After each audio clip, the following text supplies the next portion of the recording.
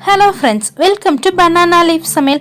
இன்றைக்கி நம்ம கிச்சனில் டிக்டாக்ல ட்ரெண்டிங்காக போயிட்டுருக்க டார்ட்டிலா ரேப் எப்படி செய்கிறதுன்னு சொல்லி தாங்க பார்க்க போகிறோம். இது பார்த்திங்கன்னா ரொம்ப டேஸ்ட்டாகவும் இருக்கும், அதே மாதிரி ரொம்ப டிஃப்ரெண்ட்டாகவும் இருக்கும். இப்போ வாங்க இது எப்படி செய்கிறதுன்னு சொல்லி பார்க்கலாம். அதுக்கு ஒரு பவுலில் வந்து நான் இன்றைக்கி 1 கப் வந்து கோதுமை மாவு எடுத்திருக்கேன். இது கூட 1 டேபிள் ஸ்பூன் ஆயில் சேர்த்திக்கோங்க. இதில் வந்து நல்ல சூடான தண்ணி வந்து ஒரு 1/2 கப் வந்து சேர்த்திருக்கேன். சேர்த்திட்டு ஒரு ஸ்பூன் வச்சு நல்லா கலக்கி விட்டுக்கலாம். உங்களுக்கு வந்து கோதுமை மாவுக்கு பதிலாக நீங்கள் மைதா மாவு கூட செஞ்சுக்கலாம். இது பார்த்தீங்கன்னா மைதா மாவில் தான் செய்வாங்க. நம்ம கொஞ்சம் ஹெல்த்தி வெர்ஷனாக வந்து கோதுமை மாவு யூஸ் பண்ணி செய்கிறோம். இப்போ இந்த அளவுக்கு நல்லா கலந்ததுக்கப்புறம் கீழே ஒர்க் ஏரியாவில் மாற்றிட்டு இது வந்து நல்லா கலக்கி எடுத்துக்கோங்க. சாஃப்டான சப்பாத்தி மாவு பார்த்து கலக்கிக்கலாங்க. இப்போ பாருங்கள், இந்த அளவுக்கு நல்லா கலக்கி எடுத்துக்கிட்டாச்சு. இப்போ இது வந்து நல்லா ரோல் பண்ணிட்டுங்க.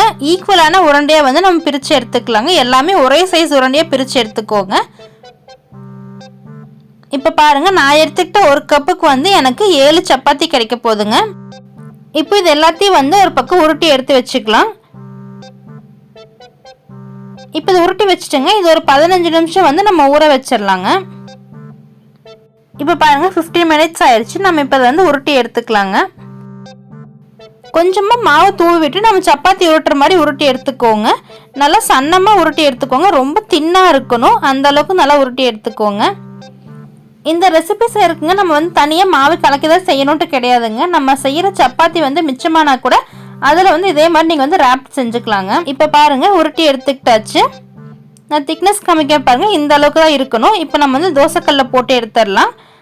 தோசைக்கல் வந்து நல்லா ஹை ஸ்பீடில் வச்சுக்கோங்க. அப்போ தான் போட்டோடனே இந்த மாதிரி வந்து நல்லா பபிள்ஸ் வர ஆரம்பிக்கும். வந்துட்டு 2 பக்கமுமே வந்து நல்லா உப்பி வந்ததுக்கப்புறம் வந்து நம்ம எடுத்துக்கலாம். அதே மாதிரி ஃபுல்லாக வந்து வேக வச்சிடாதீங்க. ஒரு ஹாஃப் குக் ஆனால் போதும். அதுக்கப்புறம் நம்ம கடைசியாக வந்து டோஸ்ட் பண்ணுவோம், அப்போ வந்து ஃபுல் குக் ஆகிக்கும். அதனால ஹாஃப் குக் ஆனாலுமே வந்து அது வெளியே எடுத்து வச்சுக்கோங்க. இப்போ இதே மாதிரி இன்னொரு சப்பாத்தி நான் போடுறேன். எல்லா சப்பாத்தியுமே வந்து பாதியாக குக் பண்ணி எடுத்துக்கோங்க, ஃபுல்லாக குக் பண்ணிட வேண்டாம். இப்போ வெளியே எடுத்துடலாம். எடுத்துட்டு இது வந்து ஒரு நல்லா ஒயிட் கிளாத் போட்டு ஃபுல்லாக மூடி வச்சிருங்க. அப்போ தான் நல்லா சாஃப்டாக இருக்கும். காஞ்சிடாமல் பார்த்துக்கோங்க. இப்போ பாருங்கள், இந்த அளவுக்கு நல்லா சாஃப்டாக இருக்கணும். மடித்தா வந்து உடையாமல் அழகாக மடிஞ்சு வரணும் இந்த மாதிரி. இப்போ வந்து நம்ம ட்ரையாங்கிள் ஷேப்பில் வந்து அதை மடித்து எடுத்துக்கோங்க.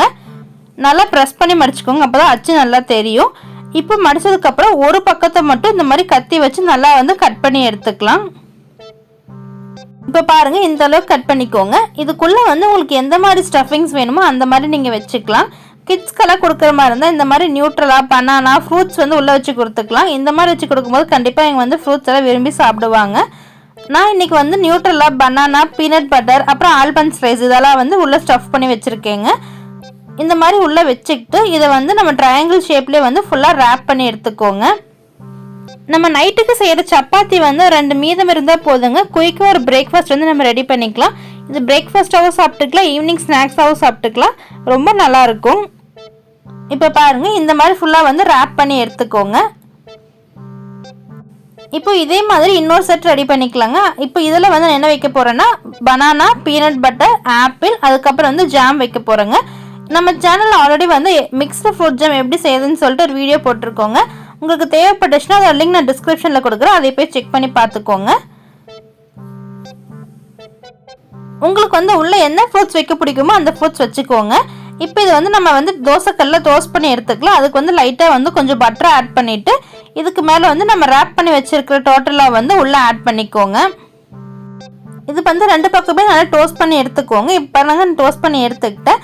இதுக்கு மேலே வந்து லைட்டாக வந்து சாக்லேட் சாஸ் வந்து போட்டு கொடுத்துட்டிங்கன்னா ரொம்ப விரும்பி சாப்பிடுவாங்க. டேஸ்ட்டு ரொம்ப நல்லாயிருக்கும்.